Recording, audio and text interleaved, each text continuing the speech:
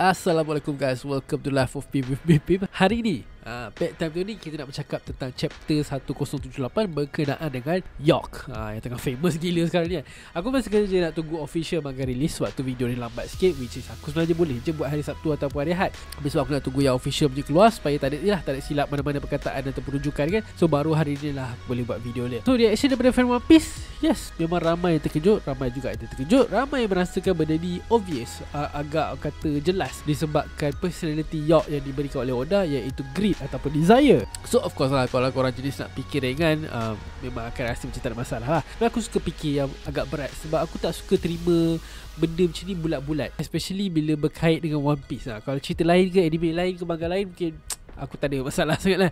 But this is One Piece. We are talking about One Piece and we are talking about Oda. Sebab bila Oda buat sesuatu tu, dia takkan bagi reason yang macam tu je, ringan macam tu je. Dia mesti ada reason yang sangat-sangat kuat. Sebab apa aku cakap reason untuk jadikan York tu sebagai pengkhianat hanya disebabkan dia ada personality greed tu tak kuat? Sekejap lagi aku akan explain. Okay, tengok sampai habis. Pada yang belum subscribe, macam biasa, harap korang boleh support and subscribe. Tekan bell notification tu nak miss mana-mana video yang akan datang. Alright, thank you so much for your support. Okay, jom kita sambung. Okay, first of all, ada banyak gila lah persoalan yang Oda perlu jawab berkenaan dengan situasi York ni sebagai traitor. Kalau korang tengok reaction aku yang lepas untuk chapter 178 ni, memang nampak obvious lah kan. Memang aku tak suka for many reason. Okay, contohnya nombor satu, personally aku memang tak suka pun satellite ni semua jadi jahat.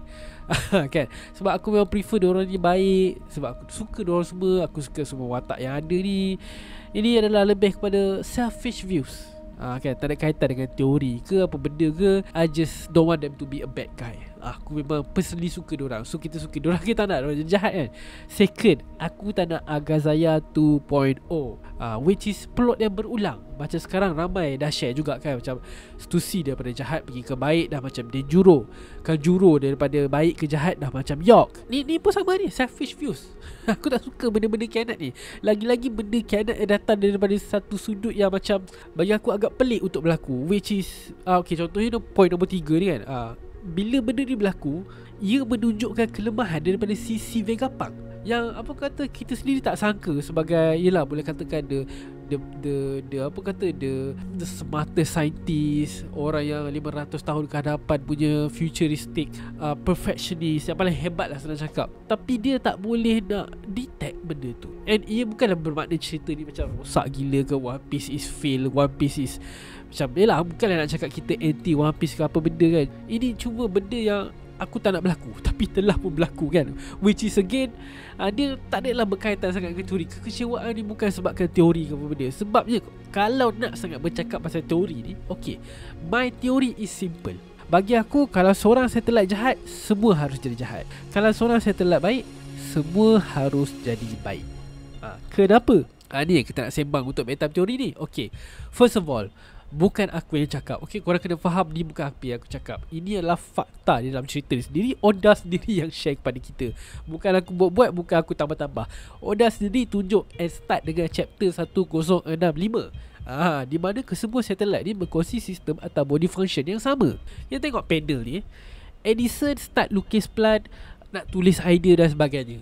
Dia minta York untuk tolong makan, which is bila York makan, dia sendiri pun akan rasa kenyang. Actually bukan dia je, yang lain pun akan rasa sama kenyang juga.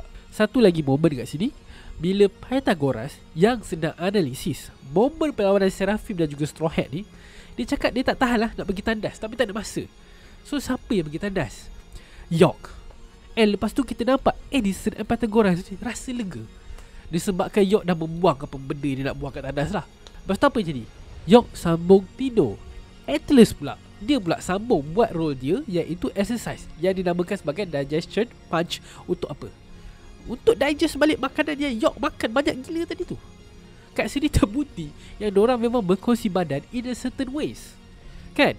Maksudnya masing-masing dah ada role dia yang perlu buat, kan? York perlu buat apa, Atlas kena buat apa, Edison kena buat apa, Pythagoras kena buat apa.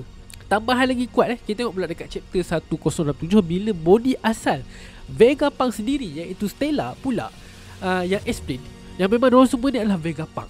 Memang diorang semua ni adalah Vegapunk yang dah terbahagi kepada role and expertise masing-masing dan juga kopi setiap satu personality Vegapunk.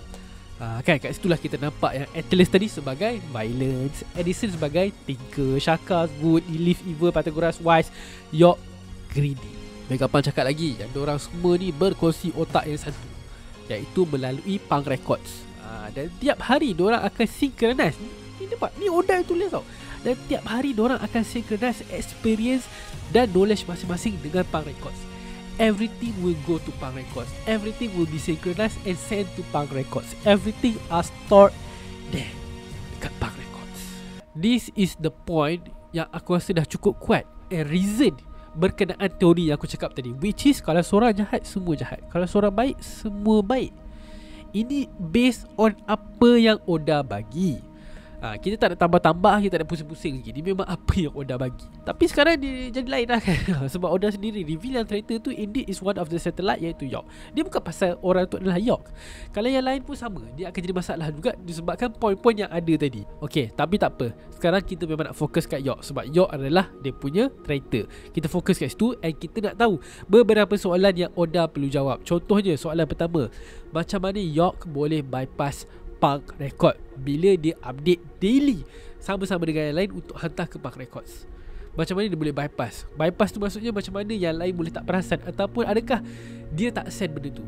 Sebab for sure kalau dia send update, orang lain boleh tahu niat jahat dia tu kan, sebab everything is synchronized. Itu aku cakap, adakah sebab dia tak update dengan Punk Record? Macam mana yang lain boleh tak perasan? Even Stella sendiri boleh terlepas pandang.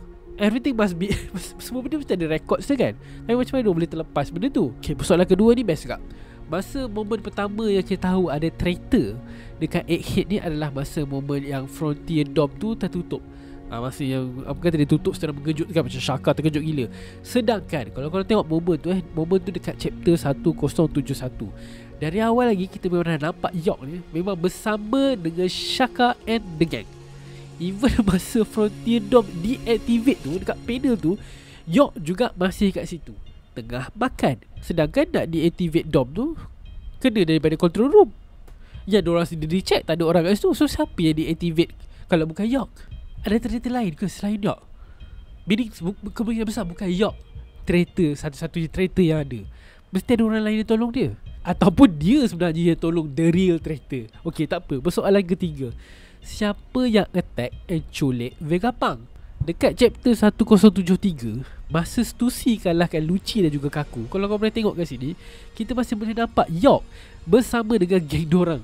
Dia pula tengah tidur. Dan seterusnya dekat chapter 1074, kita boleh nampak York lagi sekali, masih lagi dengan dorang and dalam gaya yang macam baru bangun tidur, which is dalam masa tu memang dia tak bergerak langsung pergi ke mana-mana. And dekat chapter yang sama ni jugalah dorang mula nak mencari Stella yang kena colek tu, yang hilang tu. Lepas keadaan semua dah terkawal, dah boleh kawal, Seraphim balik, CPO semua dah terkawal. Okay, terus sambung pergi ke chapter 1075, which is benda ni berlaku dalam keadaan sangat-sangat laju. Kita nampak pula satu-satu CCTV yang Shaka tengah tengok ni ditutup oleh identiti yang tidak diketahui. Susah nak cakap yang buat dia adalah York, sebab masa ni saja pun diorang baru je berpecah dalam grup kan, nak mencari Stella kat mana. And masa ni pula York dia bersama dengan grup Usopp, Frankie dan juga Lilith. Walaupun diorang semua kebetulan di bangunan C, yang di mana Shaka nampak segala CCTV tu tutup ni, start dengan building C, still lah juga bila masa York nak buat benda tu. And sekalipun kalau kita nak cakap okay, mungkin York sempat lah nak lari ke benda yang tutup CCTV kat building C tu, tapi tu building C. CCTV yang kita tengok ni, aku tak rasa itu building C saja. For sure tu semua CCTV daripada building-building yang lain. Macam mana York nak buat semua tu? Maksudnya bukan dia seorang. Mungkin dia boleh handle yang C tu, tapi kat tempat lain tu, A dan B, for sure orang lain. Kita stay kat grup ni, tak lama lepas tu diorang bertembung pula dengan Snake. Kat sini York kena sumpah jadi batu lah kan. Daripada momen ni, nak fikir macam-macam pasal York ni boleh dah. Sebab basically she is out of the picture kan. Itu memang boleh katakan plan dia lah kan. Macam ini, tapi ini pun masalah dia juga. Kita tak tahu kalau betul dia yang bagi arahan awal-awal dekat Seraphim untuk serang dorang. Okay, part ni masih belum, tak, aku kata belum cukup kuat. Kita tak tahu adakah dia bagi arahan ataupun dia hanya follow je arahan yang diberikan kepada Seraphim.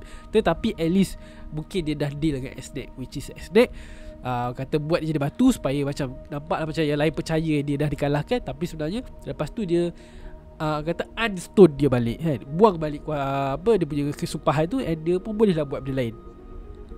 Orang kata apa ni, trik lah untuk pisahkan diri dia daripada sangkaan orang lain supaya orang tak suspect dia ke apa benda. Tapi still lah ini tidak menjawab soalan tau. Sebab jika York adalah sole traitor, Bila masa dia colek Stella untuk hantar ke apa, kata tingkat bawah kan, B1. Bila masa dia nak tutup semua CCTV tadi tu, bila masa dia nak kawal Frontier Dome, dia bukan kerja seorang ni. Dia bukan kerja seorang. Dia mesti kerja lebih daripada seorang. Okay, kita boleh stop dulu kejap itu, which is point video tu lah. Nak bagi tahu yang kemungkinan besar bukan York seorang, mesti ada traitor yang lain ataupun the real traitor. Mungkin York tu bukanlah the real traitor. Okay, tu tak apa. Kita pergi ke point seterusnya. Kepada yang cakap Oda dah lama bagi hint tentang personality York sebagai great yang buat dia jahat bla bla bla, ini bagi aku sangat tak kuat lah. My point of view is, bukankah kita boleh cakap benda yang sama kepada Lilith as evil personality, lagi power. Atlas yang membawa personality violence, lagilah power. Benda-benda ni bagi aku terlalu basic lah, and tidak memberi jawapan yang tepat pun. Even dekat Twitter sendiri pun, contohnya macam Arthur ataupun peteori-peteori lain, diorang pun buat benda yang sama. Diorang basically ambil point yang sama untuk merasakan yang satellite ni adalah traitor. And kalau diorang elaborate daripada setiap personality 6 satellite yang ada ni, memang betul, memang semua boleh jadi jahat. Yelah, macam ramai orang cakap lah, sebab York dah ada perasaan tamak kan. Kita boleh cakap yang Lilith ada perasaan kata evil. Kita boleh cakap pasal Atlas yang ada perasaan violence. Even Pythagoras ke Edison ke Shaka, semua orang boleh, kita boleh alter dia punya personality tu untuk pergi ke arah yang jahat. Itu aku cakap, itu basic gila. Tapi itu bukanlah point yang sangat-sangat sesuai nak mengatakan yang itu je dah cukup kan. Mungkin dia, tapi tak aku cakap, still lah, kenapa benda dia boleh apply kepada York seorang, kenapa tak apply kepada semua? Sebab tu lah teori aku asalnya bukan seorang, tapi semata-mata je semua terus. Anyway, ini benda ni spontan lah. Sebab yalah, aku pun tak boleh nak cakap banyak sebab aku ingat minggu ni cuti. So kalau minggu ni cuti, mungkin aku boleh masak lebih lama lah kan, kata kaji lebih detail, elaborate dengan lebih detail. Tapi ternyata ada chapter baru minggu ni, so aku nak sembang lebih pun nanti keluar spoiler ke apa benda, tak best juga kan. Apa yang aku harap itu je lah, macam Oda bagilah jawapan kepada semua persoalan ni kan. Sebab yelah, kata bolehlah kita terima York ni sebagai traitor. Aku at least aku boleh menerima York ni sebagai traitor for a certain reason. At least terjawab soalan tadi tu, mungkin dah okay.